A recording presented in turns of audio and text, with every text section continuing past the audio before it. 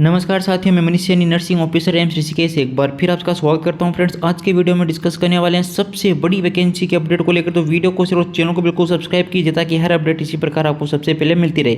देखिए साथियों, आज की वैकेंसी का जो अपन डिस्कस करने वाले हैं वो वैकेंसी हिमाचल प्रदेश के द्वारा निकाली गई है, जिसमें बड़ी संख्या में यहाँ पर पदों पर वैकेंसी निकाली गई है। और किन किन पदों पर वैकेंसी निकाली गई आप एक बार देख लीजिएगा।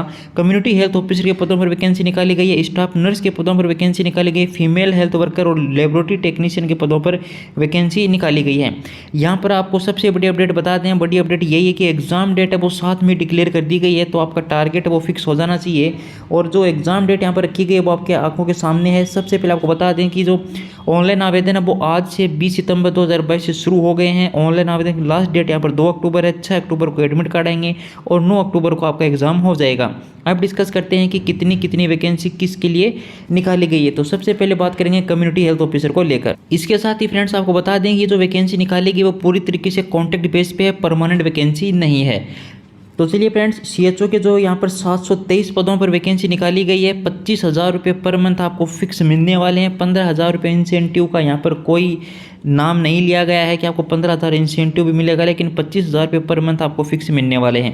क्वालिफिकेशन की अगर बात करें तो आपने विदाउट अगर CCH हैं तो भी यहाँ पर अप्लाई कर सकते हैं। सिंपली आपको BSc nursing, post basic BSc nursing या फिर GNM का जो कोर्स है वो किया हुआ होना चाहिए। तो यहाँ पर आप सभी अप्लाई कर सकते हैं।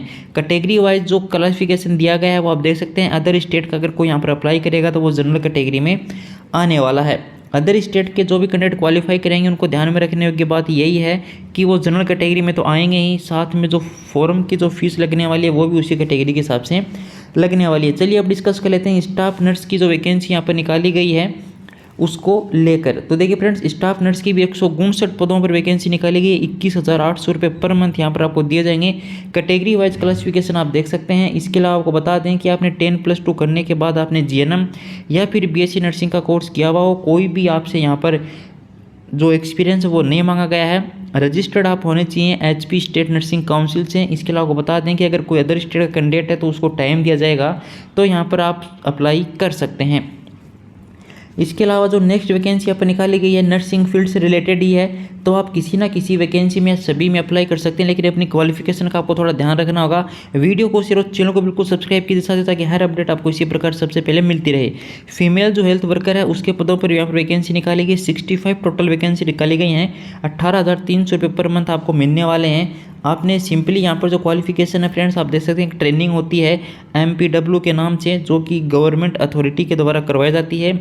और आप रजिस्टर्ड होने चाहिए with the Himachal Pradesh state nursing council के साथ। इसके अलावा जो कैटेगरी वाइज क्लासिफिकेशन है वो यहाँ पर आप देख सकते हैं।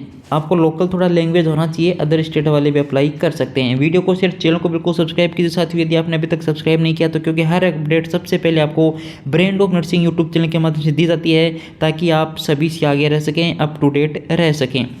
चलिए, लेबोरेटरी टेक्नीशियन के भी 36 पदों पर वैकेंसी निकाली गई। 10+2 करने के बाद आपने BSc नर्सिंग की हुई हो मेडिकल लेबोरेटरी से, या फिर आपने DMLT या BMLT में से कोई भी कोर्स किया हो, तो दोनों ही यहाँ पर अप्लाई कर सकते हैं। कोई भी एक्सपीरियंस नहीं मांगा गया फ्रेंड्स, बिना एक्सपीरियंस वाले कैंडिडेट भी यहाँ पर अप्लाई कर सकते हैं। अब बड़ी जो अपडेट आती है फ्रेंड्स, बड़ी अपडेट यही आती है कि अप्लाई कैसे करना है। तो आपको अप्लाई ऑनलाइन ही करना है, कहीं भी ऑफलाइन आवेदन करने की आवश्यकता नहीं है।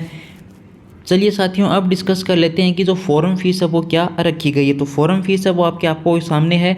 जनरल और OBC के जो कैंडिडेट हैं उनके लिए 500 रुपये फीस रखी गई है। EWS SC और ST जो कैंडिडेट हैं उनके 200 रुपये फीस रखी गई है। फीस सभी से ली जाएगी, चाहे आप फीमेल कैंडिडेट हैं चाहे आप नहीं हैं। ये नहीं है कि फीमेल कैंडिडेट से यहाँ पर फीस नहीं ली जाएगी। इन्होंने साफ मेंशन कर रखा है कि इस कैटेगरी के सभी जो कैंडिडेट हैं उनसे हम फीस रिसीव करने वाले हैं। अब बड़ी अपडेट भी आपको बता दें, और यही है कि फ्रेंड्स की कौन कौन से डॉक्यूमेंट आपको ड्यूरिंग फॉर्म भरते टाइम अपने पास रखने हैं। साथियों, एक बात और आपको ध्यान में रखनी है कि यहाँ पर आपको कोई भी अकोमोडेशन सरकार के द्वारा नहीं दिया जाएगा, मतलब रहने की व्यवस्था आपको खुद को करनी होगी। इसके अलावा अगर छुट्टियों की बात करें तो एक CHO को या फिर स्टाफ नर्स को यहाँ पर 12 CL मिलने वाली हैं। 5 डे की आपको स्पेशल कैजुअल लीव मिलने वाली हैं। इसके अलावा आपको बता दें कि मेडिकल लीव भी आपको 10 दिन की मिलने वाली हैं। तो आप कॉन्ट्रैक्ट बेस पर जब अपॉइंटमेंट होते हैं तो आपको यही सुविधा यहाँ पर मिलने वाली है। इसके अलावा जो डॉक्यूमेंट की अपन बात कर रहे थे कि कौन कौन से डॉक्यूमेंट आपको सबमिट करने हैं, तो ये डॉक्यूमेंट की लिस्ट आपके सामने है साथियों। सबसे पहले आपको अपनी 10th की मार्कशीट लगानी है, उसके बाद आपको 10+2 का सर्टिफिकेट या डिग्री आपकी जो भी है वो लगानी है। इसके अलावा बीएससी नर्सिंग अगर आपने कर रखी है, एमएससी नर्सिंग आपने कर रखी है, पोस्ट बेसिक बीएससी नर्सिंग कर रखी है, डीएमएलटी बीएमएलटी कुछ भी कर रखा है तो वो डिग्री आपको लगानी है। सभी मार्कशीट आपको यहाँ पर लगानी है। हिमाचल प्रदेश के साथ आप रजिस्टर्ड हैं वो आप लगा सकते हैं, यदि नहीं है तो आप जिस स्टेट से वो भी लगा दीजिए, क्योंकि यहाँ पर शायद आपको आगे टाइम दिया जाएगा। इसके अलावा आप उसी स्टेट के हैं तो आपको बोनाफाइड डोमिसाइल जो सर्टिफिकेट लगाना होता है, आधार कार्ड आपको लगाना होगा। अगर आप उसी स्टेट के हैं, हिमाचल प्रदेश के, तो आपको अपनी जो कैटेगरी है उसका सर्टिफिकेट लगाना होता है। हालांकि अदर स्टेट वाले जनरल में आएंगे तो उनको ये सब करने की आवश्यकता नहीं है, उनको सिंपली फॉर्म फिलअप करना है। धन्यवाद साथी।